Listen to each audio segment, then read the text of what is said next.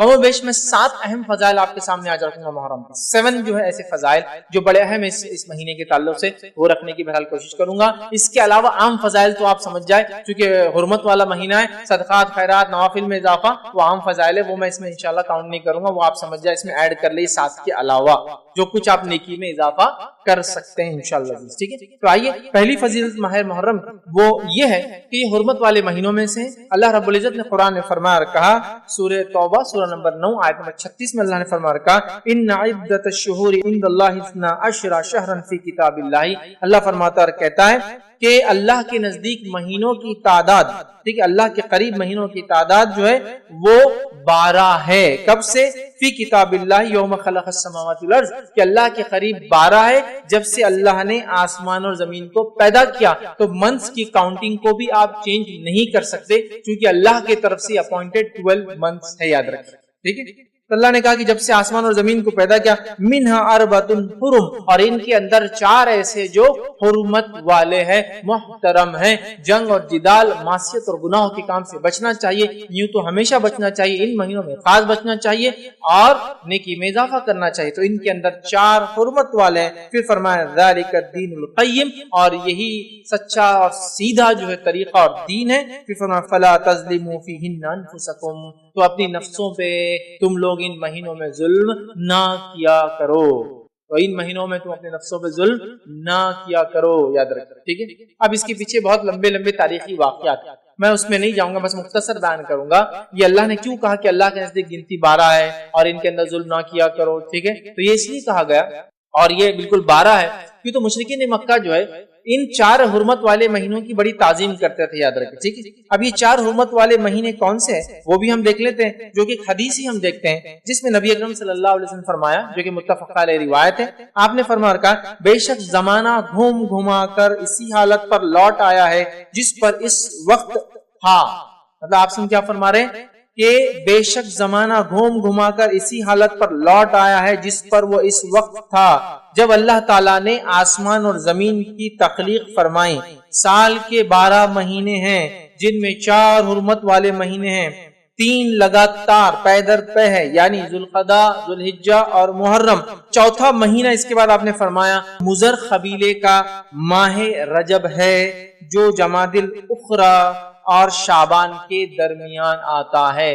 तो पता चला 4 हुर्मत वाले महीने, जुल्क़दा, जुल्हिज्जा, मुहर्रम और रजब। अब ये अल्लाह के रसूल सल्लल्लाहु अलैहि वसल्लम क्यों कह रहे कि जमाना घूम घुमा के उसकी असली हालत पे आ गया है, और अल्लाह ने क्यों कहा कि अपनी नफ्सों पे जुल्म मत करो और यही सीधा दिन है। उसके पीछे वाकया ये है कि मुशरिकीन मक्का चूंकि दौरे जहलत में भी इन 4 महीनों को हुर्मत वाला मानते थे, जुल्क़दा, जुल्हिज्जा, मुहर्रम और रजब को वो दौरे जहालत में भी हुर्मत वाला मानते थे, और इनका असल काम लूटना था।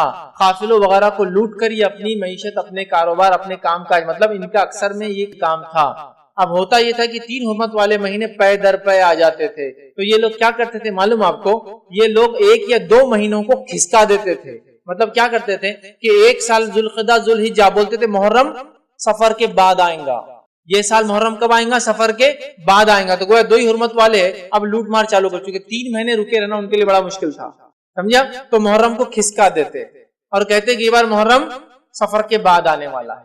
नबी अकरम सल्लल्लाहु अलैहि वसल्लम जिस साल हज किया तो उस साल ये महीने तरतीब में थे 3। तो आपने कहा जमाना घूम घुमा कर अब असलियत पर आ चुका है, जैसा जमीन व आसमान के क्रिएशन के टाइम पर था। मतलब नबी अकरम सल्लल्लाहु अलैहि वसल्लम जो खुतबा दे रहे हैं तब अरबों ने उसको बिल्कुल एक के बाद एक 3 मान लिया था, पैदर पै थे, और अल्लाह के रसूल सल्लल्लाहु अलैहि वसल्लम ने जो कुछ गड़बड़ इन महीनों के एतबार से हुई रेक्टिफाई करके हमको बता दिया कि आज जमाना बिल्कुल मैं जो कह रहा हूँ, जो वक्त है, जो तारीख है वही है। और जो मुशरिकीन ने खलत मलत कर दिया था, महीनों को ट्रांसफर करते थे कि ये साल सफर पहले आएगा और मुहर्रम बाद में आएगा, ठीक है, तो वो अब सब खत्म हो गया है और 4 हुर्मत वाले महीने हैं। तो गोया मुशरिकीन भी इन 4 को हुर्मत वाला मानते थे। तो गोया मुहर्रम की सबसे बड़ी, सबसे पहली, सबसे अव्वल फजीलत ये कि ये हुर्मत वाले महीनों में से एक महीना है, अल्लाह के चोजन मंथ्स में से एक मंथ है जो मुहतरम है, हुर्मत वाला है। मतलब इसके अंदर बहुत सारे गुनाह और ऐसे अमाल से जो आम दिनों में भी हराम है, इन अय्याम में बदरज ऊला हराम है करना, समझिए। تو محترم حرمت والا اسی لیے کہا جا رہا ہے کہ بہت ساری چیزیں جو عام جگہ حلال ہے ان مہینوں میں حرام ہے. جنگ جدال کرنا، ڈیفنس کر سکتے، اٹیک نہیں کرنا، تو یہ ساری چیز اس میں انکلوڈڈ ہے، یاد رکھیں. تو یہ 4 محترم مہینوں میں سے ایک مہینہ ہے. تو یہ سب سے پہلی محرم کی فضیلت ہے، یاد رکھیں. آئیے آگے بڑھتے ہیں. محرم کی دوسری اہم فضیلت کیا ہے وہ آپ کے سامنے رکھتا ہوں. دوسری محرم کی اہم فضیلت ہے وہ یہ ہے، اللہ نے فرمایا جو سورہ توبہ کی آیت نمبر 36 کا حصہ تھا، فَلَا تَظْلِمُوا فِيهِنَّ أَنفُسَكُمْ، تو ان مہینوں میں اپنے نفسوں پر ظلم نہ کرو، کہ ان مہینوں میں اپنے نفس پہ ظلم نہ کرو، گناہ اور معصیت کے کاموں سے بچو. محترم مہینہ ہے، گناہ کرو گے تو شدت ہے اس گناہ کی، ٹھیک ہے، نیکی کرو گے تو افضل ہے ان ایام میں. تو کہا اپنی نفسوں پر ظلم نہ کرو، اللہ رب العزت نے کہا، یاد رکھیں. تو پتا چلا عام مہینوں کے اعتبار سے ان مہینوں میں گناہ اور معصیت کرنا، یاد رکھیے، یہ زیادہ جو ہے بری بات ہے اس اعتبار سے کہ اس مہینے کی عظمت و حرمت ہے. حالانکہ امام قتادہ رحمۃ اللہ علیہ فرماتے ہیں، ان کا قول ہے، حرمت والے مہینوں میں ظلم کرنا دیگر ماہ کے بنسبت ظلم کرنے سے زیادہ بڑا گناہ ہے اور غلطی کا کام ہے. اگرچہ ظلم کرنا ہر حال میں عظیم گناہ ہے، مگر اللہ اپنے امر میں سے جسے چاہتا ہے عظیم بنا دیتا ہے. تو امام قتادہ رحمۃ اللہ علیہ جو بڑے مشہور مفسرین میں بھی ہے، ان کے اقوال آپ سنتے ہوں گے بار بار، وہ فرماتے ہیں کہ ان ایام میں حرمت والے 4 مہینوں میں گناہ کرنا بڑا زیادہ گناہ ہے. حالانکہ گناہ تو گناہ ہی ہے، ہر بار گناہ کا گناہ ہی ملیں گا، لیکن چونکہ اللہ نے ان کو حرمت والا قرار دیا ہے، اس میں گناہ کرنا ایک عظیم گناہ ہے، مطلب اس کا گناہ زیادہ ملے گا. تو ہمیں ان مہینوں میں اپنے آپ کو ظلم، زیادتی اور گناہ اور معصیت سے بچانا چاہیے اور نیکی میں اضافہ کرنا چاہیے. تو گویا یہ مہینے میں اس کی حرمت میں، اس کی فضیلت میں ایک فضیلت یہ ہے کہ اس میں ہمیں نیکیوں میں اضافہ کرنا چاہیے، گناہوں سے رکنا چاہیے، کیونکہ یہ حرمت والا مہینہ ہے. اب یہ حرمت والا مہینہ ہے، معلوم ہوگا تو ہم نیکی میں آگے بڑھیں گے، گناہ سے بچیں گے نا. اب نون ہی نہیں، محرم کب آتا ہے اور کب چلا جاتا ہے معلوم نہیں. اچھا کچھ لوگوں کو معلوم بھی ہے تو بس اتنا معلوم کہ عاشورے کا ایک دن ہے اور کچھ بھی نہیں معلوم. نہیں میرے بھائی، یہ پورا کمپلیٹ منتھ، چاہے 29 کا ہو یا 30 ڈیز کا ہو، حرمت والا. اور یہ 4 مہینے کمپلیٹلی حرمت والے، کمپلیٹلی بالکل. ذوالقعدہ، ذوالحجہ، محرم اور رجب کمپلیٹ حرمت والے، چاہے کتنے بھی دن کے ہو، 30 کے ہو یا 29 کے. ہاں ان میں بھی مخصوص ایام اور زیادہ کچھ ہے، جیسے کہ ذوالحجہ کے پہلے 10 ایام اتنے افضل ہے کہ اس میں کیے گئے اعمال باقی تمام سال کے اعمال سے افضل. پہلے 10 دن ہم سب جانتے ہیں تو بڑے حرمت والے یہ ایام ہیں. تو اس میں دوسری فضیلت یہ ہے، نیکی میں آگے بڑھنا ہے، اپنے نفس کو ظلم سے بچانا ہے، یاد رکھیے. تبھی ہم ظلم سے بچا سکتے ہیں اپنے نفس کو، جب معلوم ہو یہ مہینہ چل رہا ہے. چلیے آئیے آگے بڑھتے ہیں. تیسری فضیلت اس ماہ کی، اس مہینے کی، اس منتھ کی کیا ہے وہ دیکھتے ہیں. اسے نبی اکرم صلی اللہ علیہ وسلم نے اللہ کا مہینہ قرار دیا ہے. محرم کا مہینہ اللہ کا مہینہ ہے. ویسے تو پورا سال اللہ کا ہی ہے، لیکن اللہ جس سے چاہتا ہے اپنی نسبت جوڑ سکتا ہے، جس کو چاہتا ہے اپنی طرف سے فضیلت دے سکتا ہے نا.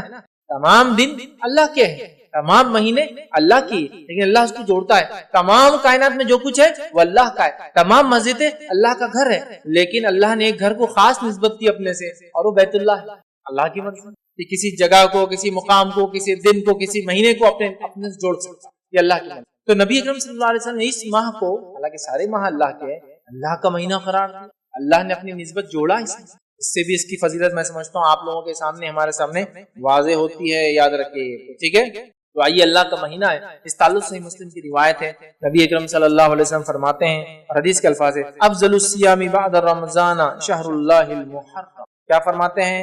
رمضان المبارک کے بعد اللہ کے مہینے محرم کے روزے سب سے زیادہ افضل ہیں. تو یہاں اللہ کا مہینہ شہر اللہ المحرم کہا، تو یہاں کا شہر اللہ المحرم، اللہ کا مہینہ محرم. یہاں ہمارا ابھی جو جملہ ہے یہ لیں گے ہم، اللہ کا مہینہ. تو تیسری فضیلت اس مہینے کی ہے، نبی اکرم صلی اللہ علیہ وسلم نے اس ماہ کو اللہ کا مہینہ کہا. میں سمجھتا ہوں فضیلت بڑی واضح ہے. یہ اللہ کا مہینہ ہے، سارا سال اللہ کا، لیکن اس مہینے کو اللہ نے خاص نسبت دی اپنے آپ سے، یاد رکھیے. ابن رجب رحمۃ اللہ علیہ فرماتے اور کہتے ہیں کہ اس حدیث میں اس بات کی صراحت ہے، کلیریفیکیشن ہے کہ رمضان کے بعد سب سے بہترین نفل روزہ اللہ کے مہینے محرم کا ہے. رمضان کے بعد ایک تو اس میں شہر اللہ المحرم سے پہلے کہ افضل الصیام، سب سے افضل روزہ اس مہینے کا ہے. اور وہ کون سا مہینہ ہے؟ جو ہے محرم کا ہے. اور یہ مہینہ کیا ہے؟ اللہ کا مہینہ، یاد رکھے. یہ یہاں بتایا جا رہا ہے. تو محرم یہ اللہ کا مہینہ یاد رکھیے اور اس کی بڑی جو ہے حرمت ہے یاد رکھیے، اس مہینے کی یاد رکھیے، ٹھیک ہے۔ اب آئیے، چونکہ اس کو اللہ کا مہینہ محرم کہا گیا ہے، اسی سے ہم اس کی چوتھی فضیلت بھی دیتے ہیں، اور چوتھی فضیلت اس مہینے کی وہ یہ ہے کہ حرمت والے مہینوں میں یہ سب سے افضل مہینہ ہے۔ حرمت والے مہینے کتنے ہیں؟ 4 ہیں، اس میں یہ سب سے افضل ہے۔ یہ تو خاص طور سے اس مہینے کی نسبت یہ کہا گیا شہر اللہ المحرم، اللہ کا مہینہ محرم، سمجھ رہے ہیں؟ اللہ کا مہینہ محرم کیا گیا، اور اس تعلق سے بعض اسلاف کے اقوال کیسے دیکھیے، جو میں کہہ رہا ہوں حرمت والے مہینے سب سے افضل ہے، کیوں کہہ رہا ہوں کہ بعض علماء اور بعض اسلاف کے اقوال اس طرح سے وہ کہتے ہیں، جیسے کہ حسن بصری رحمۃ اللہ علیہ جو کہ تابعین میں بڑا مقام، اونچا مقام، کبار تابعین میں سے، وہ فرماتے اور کہتے ہیں کہ حرمت والے مہینے میں سب سے افضل اللہ کا مہینہ محرم ہے۔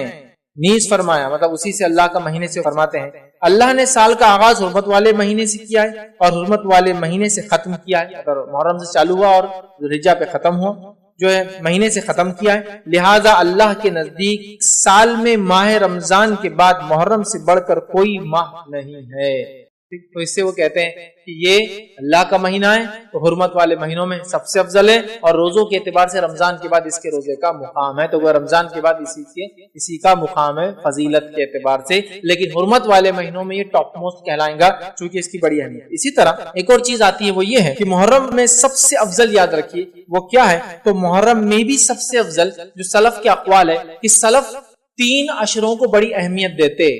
ہمارے جو اسلاف تھے صحابہ، تابعین، تبع تابعین، وہ 3 عشروں کو، 3 دہائیوں کو، عشر مطلب 10 ڈیز جو ہوتے منتھ کی، ان کو اہمیت دیتے تھے۔ وہ کون کون سے ہیں؟ ٹھیک ہے، عشروں میں تعظیم کرتے تھے، اہمیت دیتے تھے، وہ کون سے؟ پہلا وہ کہتے ہیں کہ رمضان کا آخری عشرہ، اس کی بڑی اہمیت تھی سلف کے پاس، ذوالحجہ کا پہلا عشرہ، اس کی بڑی اہمیت تھی سلف کے پاس، اور محرم کا پہلا عشرہ، اس کی بڑی اہمیت تھی سلف کے پاس۔ یہ 10 ڈیز جو بڑے اہمیت کے حامل ہے، رمضان کا آخری 10 دن جس میں قدر آتی ہے، اور ذوالحجہ کی پہلے 10 دن جو سب سے افضل دن ہے، اس سے افضل کوئی دن نہیں، اور محرم کے پہلے، ٹھیک ہے، تو اس سے اس کی چوتھی فضیلت پتہ چلتی ہے، حرمت والے مہینوں میں یہ بڑا افضل ہے۔ آئیے اس کی 5ویں فضیلت کیا ہے، 5th اس کی فضیلت کیا ہے، وہ کیا ہے، اس عظیم ماہ میں کثرت سے روزے رکھنا مستحب ہے، جو کہ صحیح مسلم کی وہ روایت ہے، افضل الصیام بعد رمضان شہر اللہ المحرم، کہ رمضان کے بعد اللہ کے قریب سب سے افضل روزے محرم ہیں، یا دوسرے الفاظ میں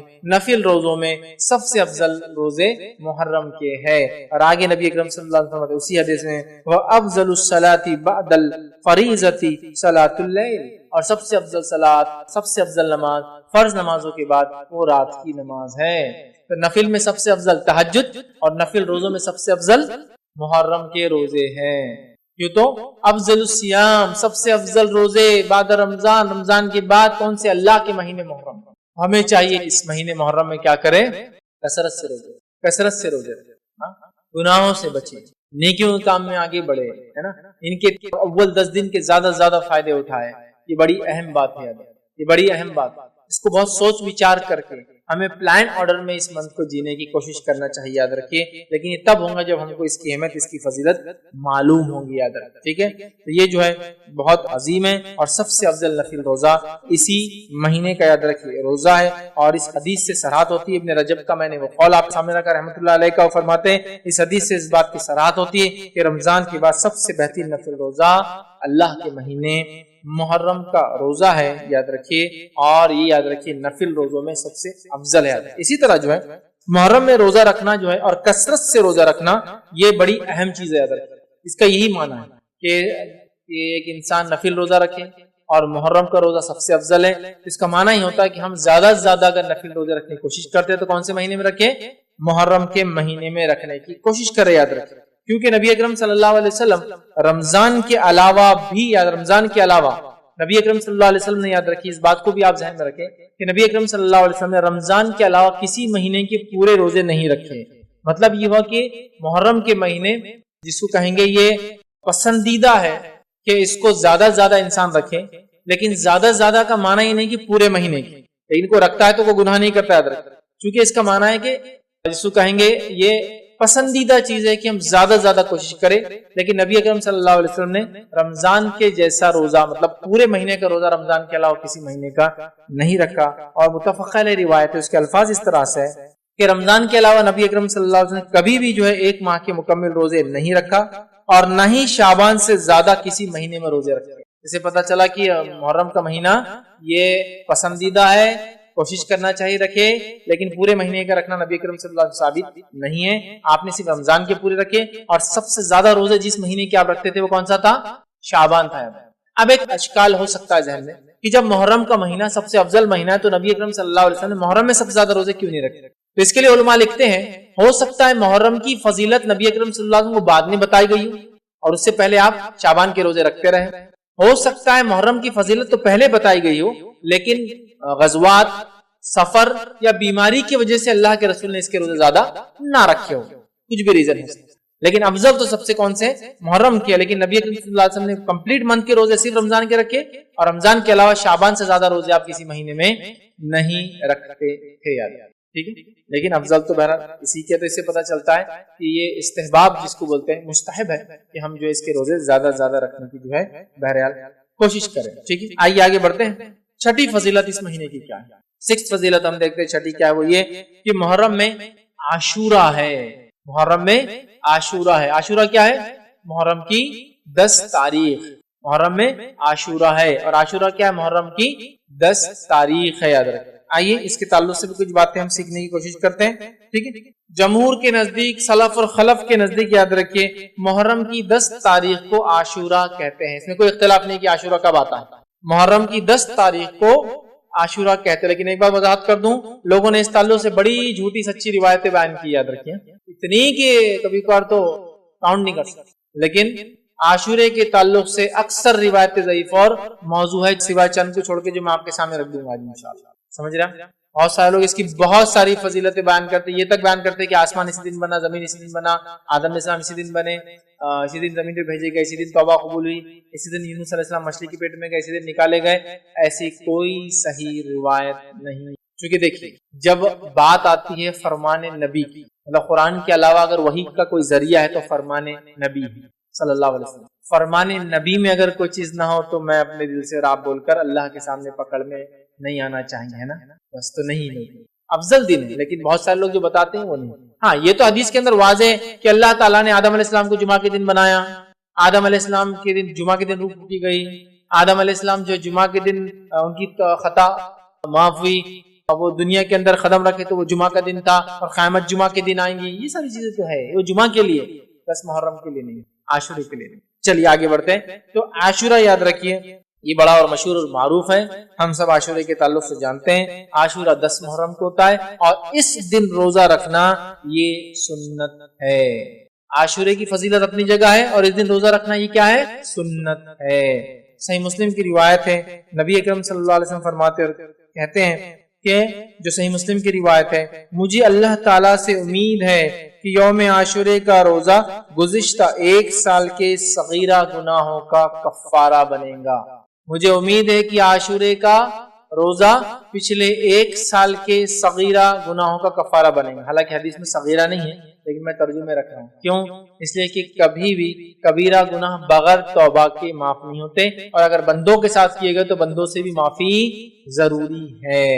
جہاں بھی حدیث میں الفاظ آتے ایک روزہ، جیسے کہ ذوالحجہ کا 1 روزہ پچھلے 1 سال اور آگے آنے والے 1 سال کے گناہوں کا کفارہ ہے، اسی طرح عاشورے کا روزہ یہ گزشتہ 1 سال کے، لیکن یہاں جتنی بھی ایسی باتیں آتی ہیں یہ سب صغیرہ ہے۔ جیسے حدیث میں الفاظ ہے ایک نماز سے دوسری نماز کے بیچ میں ہونے والے گناہ نماز کی وجہ سے معاف ہوتے ہیں، یہ صغیرہ ہے۔ جمعہ سے لے کر جمعہ، مطلب ایک جمعہ سے لے کر انسان کنٹینیوس نمازیں پڑھتا ہے اگلے جمعہ تک، تو بیچ کے تمام گناہ معاف ہو جاتے ہیں، اس سے مراد صغیرہ ہے۔ کبیرہ گناہوں کے لیے توبہ واجب ہے، ضروری ہے، کمپلسری ہے، اس لیے یاد رکھیے، ذہن میں رکھیے جہاں بھی حدیثوں میں بات آتی ہے صغائر کے تعلق سے، ٹھیک ہے۔ تو مجھے امید ہے کہ یہ پچھلے 1 سال کے گناہوں کا کفارہ بنیں گے، نبی اکرم صلی اللہ علیہ وسلم نے حدیث میں فرمایا، صحیح مسلم کی روایت ہے، ٹھیک ہے۔ اسی طرح عاشورے کے روزے سے تمام چھوٹے گناہ معاف ہو جاتے ہیں، لیکن بڑے گناہ معاف نہیں ہوتے، اس کے لیے توبہ ضروری ہے۔ اب ایک سوال، کسی نے اگر چھوٹے گناہ کیا ہی نہ ہو پورے سال، نہ چھوٹے کیا ہو نہ بڑے کیا ہو،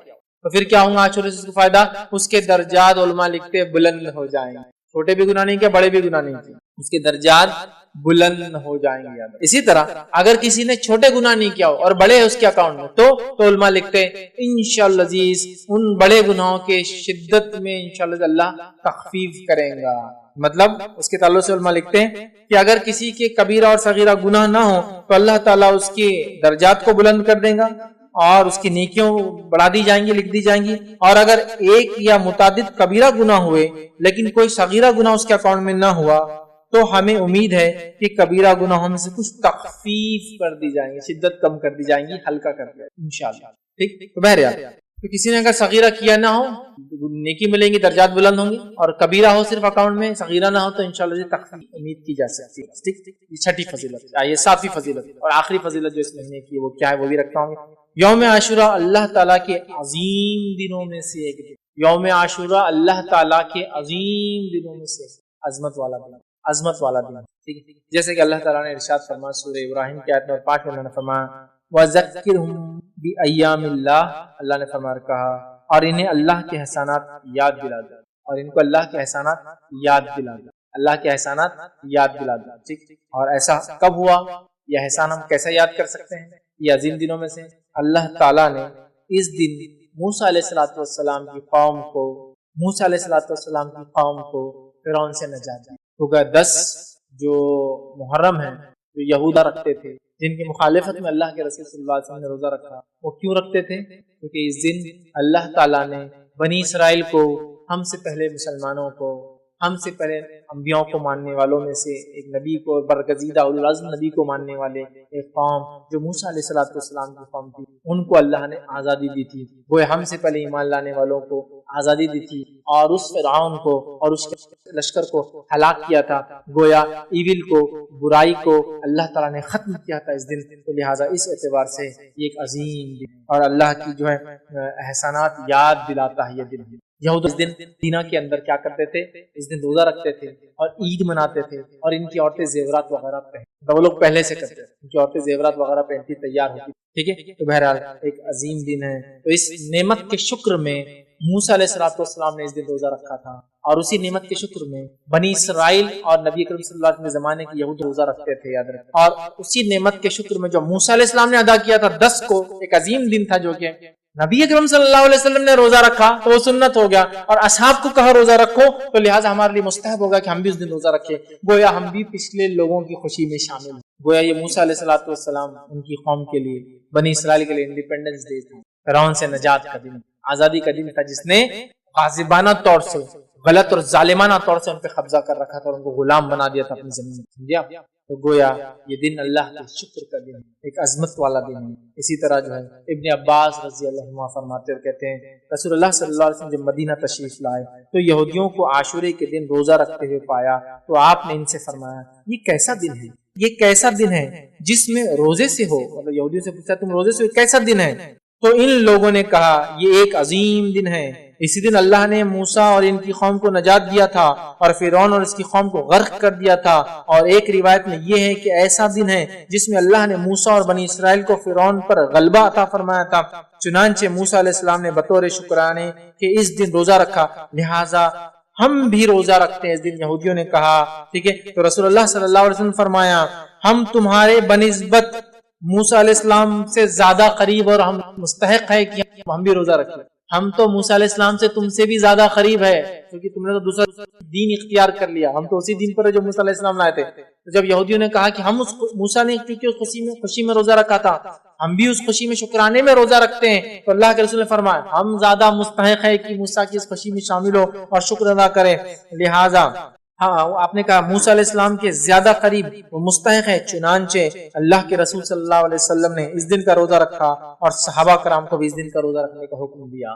تو گویا ہم بھی پچھلے لوگوں کی خوشیوں میں شامل ہو رہے ہیں جو ہم سے پہلے ایمان والے تھے. اس عظیم دن اللہ رب العزت نے ان کو آزادی دی تھی. اسی طرح عاشورہ ہمیں اس بات کی یاد دہانی کرتا ہے کہ مسلمانوں کے درمیان آپسی گہرا تعلق ہے، چاہے ہم زمین زمانے کے اعتبار سے دور ہو، آپسی گہرا تعلق ہے.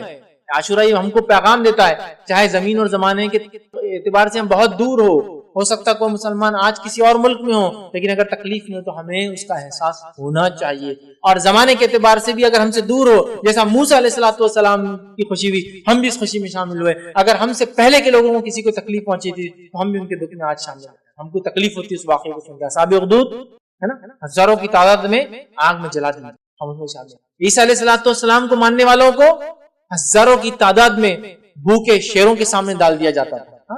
आपको मालूम है रोमी हुकूमत, बजंतीनी हुकूमत बनने से पहले, मतलब रोमन एम्पायर जब तक ईसाइयत कबूल नहीं किया था, तो उन्होंने हजारों हजार ईसाइयों को जो ईसा अलैहिस्सलाम पर ईमान लाए थे तो भूखे शेरों के सामने, वो तकलीफ में हम भी शामिल हैं, चाहे वो आज यहूद और नसारा हो, लेकिन जब वो ईमान लाए थे अपने नबी पे तो हम उनके तकलीफों में, तो जमाने के एतबार से हम आगे पीछे हो या इलाके के एतबार से हम आगे पीछे हो, हम एक दूसरे की तकलीफ और खुशियों में साथ है। ये बात कि हमको इससे मैसेज मिलता है, याद रखिए कि जमीन और जमाने के बदलने से कोई फर्क नहीं होता, हम मुसलमान आपस में एक दूसरे से गहरा ताल्लुक रखते, ये मैसेज यही था। और क्यों ना हो, अल्लाह रब्बुल इज्जत ने कुरान में ये बात की, वल मुमिनून वल मुमिनातु बअज़ुहुम औलिया बाज़, मोमिन मर्द और मोमिन औरतें आपस में दोस्त हैं, औलिया है। सूरह तौबा की बहरहाल आयत है, एक दूसरे की मददगार है। सूरह तौबा की आयत नंबर 71 है, एक दूसरे की मददगार है, दोस्त, मोमिन मर्द और मोमिन औरतें। तो ये भी पैगाम हमको मिलता है। इसी तरह 10 को जब मूसा अलैहिस्सलाम अपनी कौम को लेकर निकले और सामने समंदर था बड़ा, बनी इसराइल मूसा अलैहिस्सलाम के साथ, फिरौनी पीछे से उनका लश्कर आकर मूसा अलैहिस्सलाम को घेर लिया। सूरह शूरा में अल्लाह रब्बुल इज्जत ने इस वाक़े को नक़ल किया है 61 और 62 के अंदर। अल्लाह ने फरमाया इन्ना लमुद्रकून, और जब बनी इसराइल ने कहा यकीनन अब हम पकड़े गए, अब पीछे से आगे उन्होंने इदराक कर लिया हमारा, अब तो हम घेर लेंगे, पकड़ लेंगे हमको। मूसा अलैहिस्सलाम ने फरमाया कल्ला इन्न माई रब्बी सयहदीन, हरगिज नहीं, यकीन मानो मेरा रब जो है मेरे साथ है, जो जरूर मुझे राह दिखा। और क्या हुआ, अल्लाह ने हुक्म दिया इज़रिब बिअसाक, मार अपने लाठी को उस पानी, और समंदर 2 हिस्सों में तब्दील हुआ। मूसा अलैहिस्सलाम बनी इसराइल उससे निकल गए, फिरौनी भी पीछे चले, इनके निकलने के बाद समंदर पैचअप हो गया, मिल गया, और वो सब गर्क, ये था हुआ। उसके बाद मूसा अलैहिस्सलाम ने शुक्र अदा और रोजा रखा, याद रखा। और याद रखिए इस दिन की ताज़ीम इतनी ज्यादा थी कि तारीखी रिवायतों में मिलता है कि दौरे जहालत में भी 4 महीने मोहतरम मुशरिकीन मक्का मानते थे, मुशरिकीन मक्का भी इस रोज रोजा रखते थे 10, और इसी दिन काबे का गलाब भी बदलते थे। आशुरे काबे का गलाब याद रखिए नबी अकरम सल्लल्लाहु अलैहि वसल्लम ने बदला, और उसके बाद वो सिलसिला और मामला चलता ही रहा। तो मुशरिकीन मक्का दौरे जहालत में इस दिन रोजा रखते थे क्योंकि इस दिन की अजमत के एतबार से, और वो लोग इस दिन काबे का गलाब तब्दील किया करते। तो गोया मुशरिकीन मक्का के पास भी इसकी अजमत है। और इसी तरह माई आयशा की जो रिवायत है उससे पता चलता है यहूद और नसारा के पास भी इसकी अजमत और ताज़ीम थी। मैं समझता हूँ पूरा वाक़या मैंने आपके सामने रख दिया, फिर भी बहुत मुख्तसर सा इसको एक बार फिर दोहराता हूँ। माई आयशा की रिवायत वो फरमाती है, कहती है ज़माना जहालियत में कुरैश आशूरे के दिन का रोजा रखते थे। खुद रसूलुल्लाह सल्लल्लाहु अलैहि वसल्लम ने भी हिजरत से पहले इस दिन का रोजा रखा, हिजरत से रोजा रखा। जब आप सल्लल्लाहु अलैहि वसल्लम हिजरत करके मदीना मुनव्वरा तशरीफ लाए, खुद भी इस दिन का रोजा रखते थे और दूसरों को भी इस दिन का रोजा रखने का हुक्म देते थे। लेकिन जब माह रमजान के रोजे फर्ज कर दिए गए तो आपने आशूरे के दिन का रोजा रखने का एहतमाम तर्क कर दिया और फरमाया जो चाहे इस दिन का रोजा रखे, जो चाहे इसको छोड़ दे। इसे मुस्लिम और दूसरी रिवायत जो सही मुस्लिम की उसमें अल्फाज इस तरह से, अबू मूसा अशरी रज़ी अल्लाहु फरमाते हैं, कहते हैं यहूद यौम आशूरे को शुक्राने का रोजा रखते थे। इस दिन मसरत का इजहार करते थे, ईद मनाते थे, अपनी औरतों को जेवरात और सामान पहनाते थे जीनत का, और सामान पहनकर वो मुज़य्यन होती, अपने आप को सजाती और सवार। यहूद भी रोजा रखते, मुश्रिकीन भी रोजा रखते, और इस दिन की हुर्मत उनके पास है। तो आशूरा हमें क्या मैसेज देता है? आशूरा हमें मैसेज देता है कि ये एक बड़ा ताज़ीम का दिन है, अल्लाह की अजमत वाला दिन है, याद रखें। उसमें हमें रोजा रखना चाहिए शुक्राने में कि अल्लाह ने हमसे पहले मुसलमानों को नजात दी थी, है ना। दूसरा, अल्लाह ताला ने दुश्मनों को मुसलमानों के हलाक किया था इस दिन। और तीसरा, हमें मिलता है कि इस कारनामे को हम याद करते हैं इस दिन, आशूरे के दिन, और रोजा रखते हैं उसके शुक्राने में, याद रखें। तो लिहाजा आशूरा हमारे लिए मैसेज देता है, मुसलमानों को पैगाम देता है। ये पूरा महीना बहरहाल अपने आप में बड़ा अहमियत का हामिल है।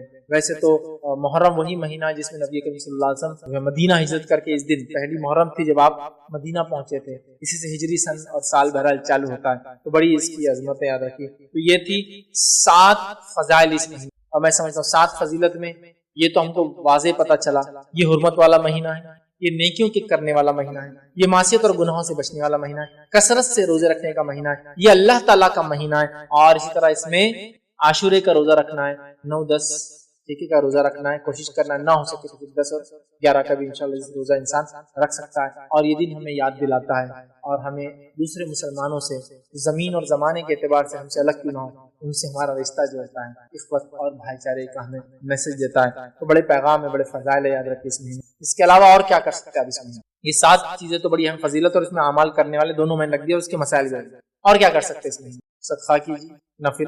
اس کے علاوہ اس مہینے اور کیا کر، حرمت والا مہینہ ہے نا، تو پھر اس میں ذوالقعدہ بھی ایڈ کر لیجیے، ذوالحجہ بھی ایڈ کر لیجیے، محرم بھی ایڈ کر لیجیے، رجب بھی ایڈ کر لیجیے. نمازوں کا اہتمام کیجیے، نفل زیادہ، گناہ اور معصیت سے تو روکنے اپنے، اور جتنی زیادہ نیکیاں، مطلب صدقات کیجیے، خیرات کیجیے، نفل نمازیں پڑھیے، اور جتنی زیادہ نیکیاں کر سکتے کریے. اور ان 4 مہینوں میں جو حرمت والے بالخصوص گناہوں سے اپنے نفس کو بچانے کی کوشش کرے. تو یہ اعمال آپ اضافی اور 3 کر سکتے، کہوں گا نفل نمازوں میں اضافہ، نفل صدقے اور خیرات میں اضافہ، اور نیکیوں میں اضافہ آپ کیجیے. گناہوں سے بچنا تو ہے ہی اس میں، لہٰذا ان اعمال میں اب اضافہ کرنے سے انشاءاللہ ہم جو ہے ان 4 حرمت والے مہینوں کا صحیح فائدہ اٹھا سکیں گے. اور خاص طور سے محرم میں کیا کیا آپ اعمال کریں، میں نے آپ کے سامنے جو کرنا ہے تمام باتیں اس لیکچر کے ذریعے بہرحال رکھ دی. 6 فضیلت ہم دیکھتے ہیں، چھٹی کیا ہے، وہ یہ کہ محرم میں عاشورہ ہے. محرم میں عاشورہ ہے. عاشورہ کیا ہے؟ محرم کی 10 تاریخ محرم میں عاشورہ ہے. اور عاشورہ کیا ہے؟ محرم کی 10 تاریخ ہے، یاد رکھیں. آئیے اس کے تعلق سے بھی کچھ باتیں ہم سیکھنے کی کوشش کرتے ہیں. ٹھیک ہے، جمہور کے نزدیک، سلف اور خلف کے نزدیک یاد رکھیے محرم کی 10 تاریخ کو عاشورہ کہتے ہیں. اس میں کوئی اختلاف نہیں کہ عاشورہ کب آتا ہے. محرم کی 10 تاریخ کو عاشورہ کہتے ہیں. لیکن ایک بار وضاحت کر دوں، لوگوں نے اس تعلق سے بڑی جھوٹی سچی روایتیں بیان کی، یاد رکھیے اتنی کہ کبھی کبھار تو کاؤنٹ نہیں کر سکتے. لیکن عاشورے کے تعلق سے اکثر روایتیں ضعیف اور موضوع ہے، سوائے چند کو چھوڑ کے جو میں آپ کے سامنے رکھ دوں گا انشاءاللہ. سمجھ رہے ہیں؟ بہت سارے لوگ اس کی بہت ساری فضیلتیں بیان کرتے ہیں، یہ تک بیان کرتے ہیں کہ آسمان اسی دن بنا، زمین اسی دن بنا، آدم علیہ السلام اسی دن بنے، اسی دن زمین پہ بھیجے گئے، اسی دن توبہ قبول ہوئی، اسی دن یونس علیہ السلام مچھلی کے پیٹ میں گئے، اسی دن نکالے گئے. ایسی کوئی صحیح روایت نہیں ملتی. چونکہ دیکھیے جب بات آتی ہے فرمان نبی کی، مطلب قرآن کے علاوہ اگر وحی کا کوئی ذریعہ ہے تو فرمان نبی ہے صلی اللہ علیہ وسلم. فرمان نبی میں اگر کوئی چیز نہ ہو تو میں اپنے دل سے راب بول کر اللہ کے سامنے پکڑ میں نہیں آنا چاہیں گے، ہے نا، بس تو نہیں ملتے. افضل دن ہے، لیکن بہت سارے لوگ جو بتاتے ہیں وہ نہیں. ہاں یہ تو حدیث کے اندر واضح ہے کہ اللہ تعالیٰ نے آدم علیہ السلام کو جمعہ کے دن بنایا، آدم علیہ السلام کے دن جمعہ کے دن روح پھونکی گئی، آدم علیہ السلام جو جمعہ کے دن ان کی خطا معاف ہوئی، وہ دنیا کے اندر قدم رکھے تو وہ جمعہ کا دن تھا، اور قیامت جمعہ کے دن آئیں گی. یہ ساری چیزیں تو ہے، وہ جمعہ کے لیے، بس محرم کے لیے نہیں، عاشورے کے لیے نہیں. چلیے آگے بڑھتے ہیں. تو عاشورہ یاد رکھیے یہ بڑا اور مشہور اور معروف ہے، ہم سب عاشورے کے تعلق سے جانتے ہیں. عاشورہ 10 محرم کو ہوتا ہے، اور اس دن روزہ رکھنا یہ سنت ہے. عاشورے کی فضیلت اپنی جگہ ہے، اور اس دن روزہ رکھنا یہ کیا ہے؟ سنت ہے. صحیح مسلم کی روایت ہے، نبی اکرم صلی اللہ علیہ وسلم فرماتے اور کہتے ہیں کہ جو صحیح مسلم کی روایت ہے، مجھے اللہ تعالیٰ سے امید ہے کہ یوم عاشورے کا روزہ گزشتہ 1 سال کے صغیرہ گناہوں کا کفارہ بنے گا. مجھے امید ہے کہ عاشورے کا روزہ پچھلے 1 سال کے صغیرہ گناہوں کا کفارہ بنے گا. حالانکہ حدیث میں صغیرہ نہیں ہے، لیکن میں ترجمے رکھ رہا ہوں. کیوں؟ اس لیے کہ کبھی بھی کبیرہ گناہ بغیر توبہ کے معاف نہیں ہوتے، اور اگر بندوں کے ساتھ کیے گئے تو بندوں سے بھی معافی ضروری ہے. جہاں بھی حدیث میں الفاظ آتے ایک روزہ، جیسے کہ ذوالحجہ کا 1 روزہ پچھلے 1 سال اور آگے آنے والے 1 سال کے گناہوں کا کفارہ ہے، اسی طرح عاشورے کا روزہ یہ گزشتہ 1 سال کے. لیکن یہاں جتنی بھی ایسی باتیں آتی ہیں یہ سب صغیرہ ہے. جس حدیث میں الفاظ ہے ایک نماز سے دوسری نماز کے بیچ میں ہونے والے گناہ نماز کی وجہ سے معاف ہوتے ہیں، یہ صغیرہ ہے. جمعہ سے لے کر جمعہ، مطلب ایک جمعہ سے لے کر انسان کنٹینیوس نمازیں پڑھتا ہے اگلے جمعہ تک، تو بیچ کے تمام گناہ معاف ہو جاتے ہیں، اس سے مراد صغیرہ ہے. کبیرہ گناہوں کے لیے توبہ واجب ہے، ضروری ہے، کمپلسری ہے. اس لیے یاد رکھیے، ذہن میں رکھیے جہاں بھی حدیثوں میں بات آتی ہے صغائر کے تعلق سے.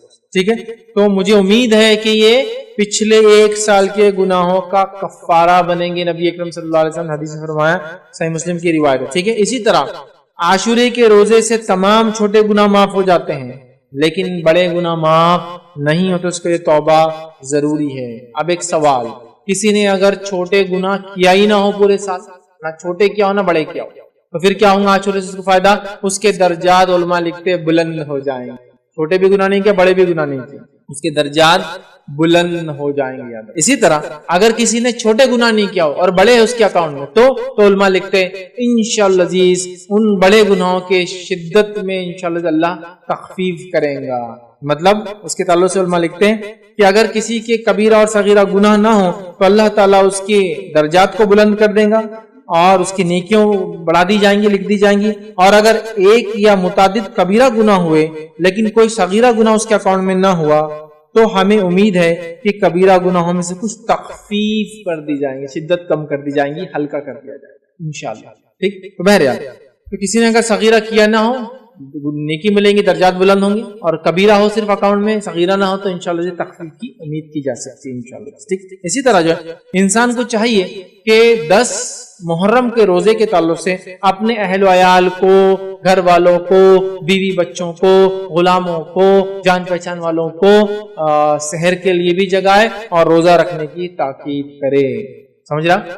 سحر کے لیے بھی جگانا چاہیے روزہ. سحر کے لیے میں کیوں کہہ رہا ہوں؟ کیونکہ یہ عام دنوں میں سحر کا ٹائم کسی کو معلوم نہیں ہوتا. خاص دنوں میں رمضان میں تو پورا اس کا تقویم آ جاتی نا، ٹائم ٹیبل آ جاتا ہے. عام دنوں میں ٹائم ٹیبل نہیں ہوتا، بڑا کنفیوژن ہو جاتا ہے. تو آپ لوگ آج کل تو بڑا آسان ہے، آپ اگر موبائلس یوز کرتے ہیں تو آج کل تو ایسے ایپس ہیں جس میں آپ ڈال دیں کہ آج کا سحر کا آخری وقت، تہجد کا آخری وقت اور سحر کا آخری وقت ایک ہی ہوتا ہے. مطلب فجر کی سٹارٹ سے پہلے سحر کر سکتے ہو، تہجد بھی پڑھ سکتے ہو. آپ دیکھ لیں بآسانی آپ کو مل جائیں گا. ہر زمین زمانے علاقے کا الگ ٹائم ہوتا ہے، اس لیے میں کوئی ٹائم بول نہیں سکتا ہوں، لیکن فجر کی سٹارٹ سحر کا خاتمہ ہے، یا پھر جس کو کہیں گے تہجد کا آخری وقت، سحر کا آخری وقت. ٹھیک ہے. تو بہرحال آپ اٹھائے، سب کو تیار کرے. آئیے اس تعلق سے ایک صحابیہ کا واقعہ سنتے ہیں. اور وہ فرماتی اور کہتی ہے، جن کا نام ربی بنت معوذ رضی اللہ عنہ، وہ کہتی ہے ہم خود اس روزے کو رکھتی تھی اور اپنے بچوں کو بھی روزہ رکھواتی تھی، اور ہم ان کے لیے اون کا گڑیا بنا دیتی تھی، مطلب اون کی گڑیا بنا دیتی تھی.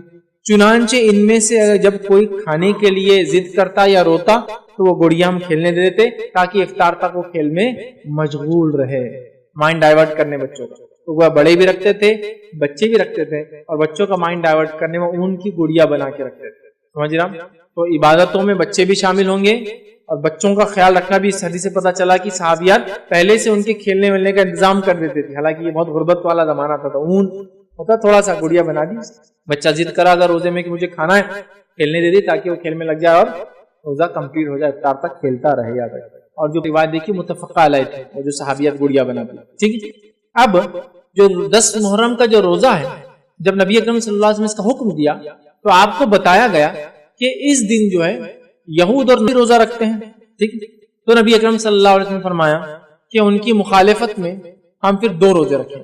جب آپ کو بتایا گیا کہ یہ روزہ یہود اور نصارہ ہیں تو نبی اکرم صلی اللہ علیہ وسلم نے فرمایا ان کی مخالفت میں ہم 2 روزے. آئیے ابن عباس رضی اللہ عنہ کی ایک روایت ہے، آپ فرماتے اور کہتے ہیں، اس روایت کے الفاظ دیکھیں. جب رسول اللہ صلی اللہ علیہ وسلم نے یوم عاشورہ کا روزہ رکھا اور دوسروں کو بھی اس کا حکم دیا تو صحابہ کرام نے عرض کیا، اے اللہ کے رسول صلی اللہ علیہ وسلم، جو ہے یہود اور تو اس دن کی تعظیم کرتے ہیں. تو اللہ کے رسول صلی اللہ علیہ وسلم نے فرمایا، اگر اللہ نے چاہا تو میں آئندہ برس ہم، مطلب اللہ نے چاہا تو ہم یا ہم لوگ یا میں آئندہ برس جو ہے 9 محرم کا روزہ بھی رکھیں گے.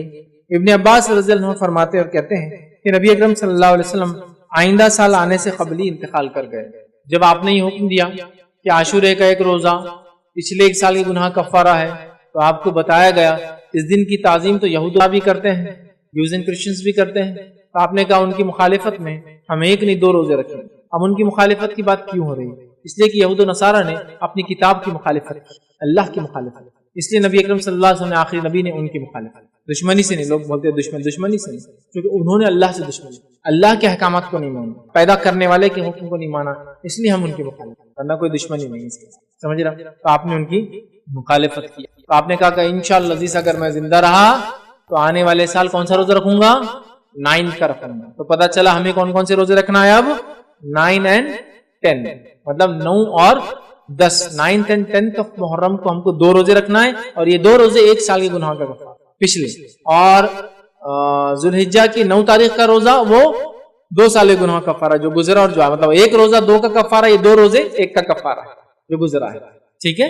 چلیے، تو یہ بھی پتا چل گیا کہ ہم کو عاشورے کا روزہ رکھنا ہے، نبی اکرم صلی اللہ علیہ وسلم رکھا، صحابہ رکھتے تھے، سب رکھتے تھے، بچوں کو رکھاتے تھے، اور مخالفت نہیں ہوگی 2 روزے ہم کو رکھنا ہے، مطلب 10 کا تو رکھنا ہی اور 1 اضافہ کرنا ہے۔ آئیے دوسری روایت کے اندر صحیح مسلم کے اندر الفاظ ہے، اگر میں اگلے سال زندہ رہا تو 9 محرم کا بھی روزہ رکھوں گا۔ ایک میں اوپر والی میں کہا تھا کہ ہم رکھیں گے، اس میں کہا کہ میں رکھوں گا، اس سے پتہ چلا آپ کو اور ہم کو 9 اور 10 کا رکھنا ہے، یاد رکھیں۔ اسی طرح جو ہے عبداللہ ابن عباس رضی اللہ عنہ فرماتے ہیں، یہ مسند احمد کی روایت ہے، اس روایت میں اختلاف ہے، اس روایت میں اختلاف ہے، کچھ نے اس کو ضعیف قرار دیا ہے، لیکن محمد شاکر نے جو کہ محدث تھے انہوں نے اس کو حسن قرار دیا، تو میں کہوں گا اس پہ علماء کا اختلاف ہے اس حدیث کی سند میں۔ حدیث کے الفاظ کیا سنی، مسند احمد کی روایت ہے، اور بھی یہ روایتیں اور بھی الفاظ سے آتی، مطلب اور بھی حدیثوں کی کتاب موجود ہے۔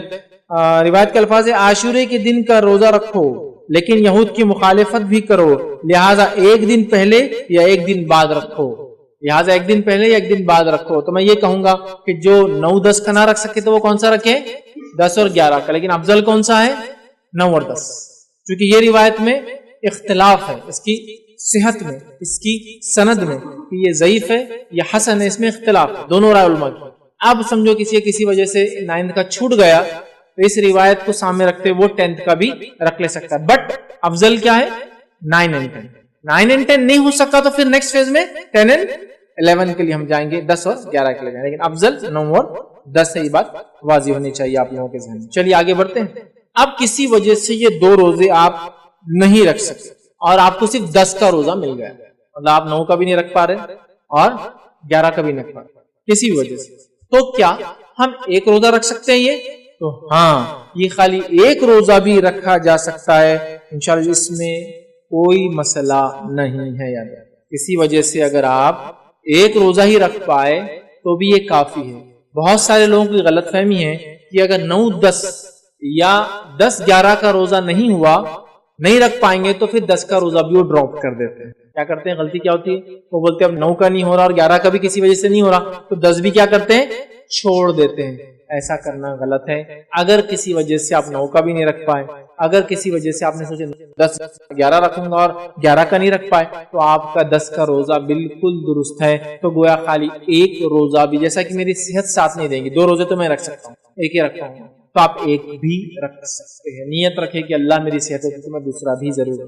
یا کسی عورت نے نیت کی کہ 10 اور 11 کا رکھیں گی، سمجھو کسی وجہ سے، ٹھیک ہے، اور ہوا یہ کہ 10 کو تو روزہ رکھ پائی اور 11 کو ناپاک ہو گئی، وہ بھی کوئی مسئلہ نہیں۔ یا کوئی عورت 9 کو ناپاک سمجھ رہے آپ، اور اس نے نیت کی تھی کہ 9-10 رکھوں گی، تو بہرحال وہ پھر 10-11 رکھ لیں، اس کے پاس موقع ہے۔ تو بہرحال کسی وجہ سے آپ 9 کا یا 11 کا روزہ سفر کی وجہ سے، بیماری کی وجہ سے، عورت کی حیض کی وجہ سے، کسی اور پرابلم کی سے نہیں بھی رکھ پائے، صحت کی وجہ، تو آپ کو 1 روزہ بھی انشاءاللہ عزیز کفایت کر جائیں گا، اس میں کوئی حرج نہیں۔ ایک اور غلط فہمی کہ 1 روزہ نہیں رکھنا بولے 1 روزہ بھٹکتا، اس کی کوئی دلیل نہیں کہ 1 روزہ بھٹکتا، ایسا کچھ بھی نہیں بولے جوڑی دار لگتا، بہت کامن مسکنسپشن ہے، 1 روزہ کبھی نہیں رکھنا، 2 رکھنا بولے، تو لہٰذا 9-10 جیسا ہے۔ اسی طرح ذوالحجہ میں بھی بولے 1 نہیں رکھنا 9 کا، 1 دن پہلے، چونکہ ذوالحجہ کی 10 تاریخ کو تو عید ہے، مطلب بقرعید ہے، تو بولے 8-9 کا رکھنا، ایسا نہیں ہے، 1 روزہ بس۔ ہاں، جو روزہ 1 نہیں رکھنے کا حکم دیا گیا وہ کون سے روزہ ہے؟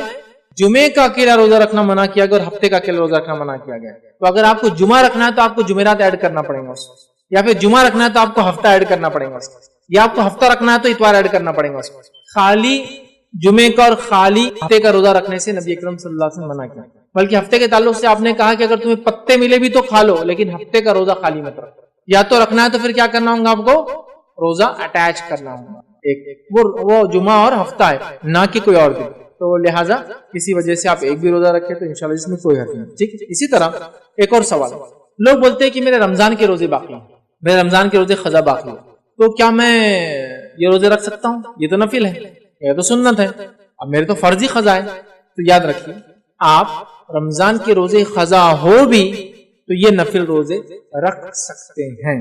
بہت سے لوگوں کی مسکنسپشن ہوتا ہے کہ رمضان کی اگر قضا ہے تو باقی نفل روزے نہیں ہو سکتے جب تک کہ قضا پوری نہیں ہوتی۔ تو میں یہ بتانا چاہوں گا، یہ جو روزہ ہے محرم کا، خاص طور سے 9 اور 10 کا، یہ روزہ مخصوص ہے اور ایک تاریخ سے اٹیچ ہے، یہ تاریخ جاننے کے بعد آپ کو اس کو رکھنے کا موقع نہیں ملے گا. لہٰذا اگر رمضان کی قضا باقی ہے بھی تو بہت ساری بار بیمار لوگوں کا مسئلہ ہوتا ہے, عورتوں کا ہوتا ہے کہ حیض کی وجہ سے روزے ان کے چھوٹ جاتے ہیں رمضان کے اور وہ رکھ نہیں پاتی. اب محرم آ جاتا ہے, پھر وہ سوچتے رہے محرم آ گیا تو کیا محرم کے نفل رکھوں جبکہ میرے تو فرض باقی ہے. تو یاد رکھیے آپ کی فرض روزے اگر قضا باقی بھی ہے تو علماء کی کئی قول اور فتاوی موجود ہیں کہ آپ قضا روزے باقی رہنے کے باوجود بھی محرم کا روزہ آپ رکھ سکتے. تو لہٰذا محرم کا یہ روزہ 9-10 کا آپ بالکل اگر قضا روزے باقی بھی ہیں تو رکھ لے.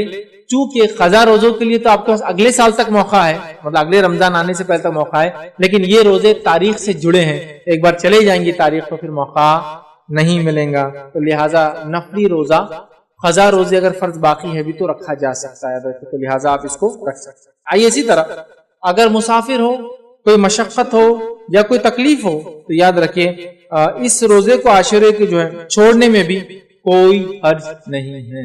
کوئی تکلیف ہے, کوئی مشقت ہے, کوئی پرابلم ہے, بہت سے لوگ عاشورے کہتے ہو بہت زیادہ شدت کے ساتھ میں رکھنے چاہیے, ایسا نہیں, آپ چھوڑ سکتے. اور سفر میں بھی بیماری میں بھی آپ کو لگتا ہے کہ روزہ رکھنے کے آپ کیپیبل ہے تو اس کو کنٹینیو رکھ سکتے ہیں. دونوں چیزیں, مطلب چھوڑ بھی سکتے ہیں مجبوری میں اور رکھ بھی سکتے ہیں آپ کی مرضی سے. سفر میں ہو کیا میں رکھوں, اس لیے کہ اللہ نے تو قرآن میں کہا کہ رمضان کی بھی روزے اور آپ سفر میں تو چھوڑ سکتے ہیں, لیکن اگر کسی کو تندرستی صحت ہے اور سفر میں تکلیف نہیں ہوں گی اور وہ اس کو اپنے سفر میں آڑ نہ بنا لے روزے کو تو رکھنے میں کوئی حرج نہیں. آڑ بولے تو کیسا, اب آپ سفر میں ہیں اور آپ کو طاقت کی ضرورت اور آپ اپنے آپ کو سفر میں روزے کو آڑ بنانے کے لیے روزہ رکھ لے رہے 10, اب سامان اٹھانا, ارے تم اٹھاؤ میں روزے سے آج جانا, مطلب لوگوں کے لیے اپنے روزے کو آڑ بنا رہے ہیں, ایکسٹرا سو رہے, اٹھنا کام کا ٹائم ہے, نہیں میں آج روزہ ہے نا, معلوم ہے تم لوگ تو بے روزے دار ہے, میں تو روزہ ہے نا, تمہیں کو آڑ نہیں ہونا چاہیے. ٹھیک ہے, اس چیز کو آپ یاد رکھیں. ٹھیک ہے.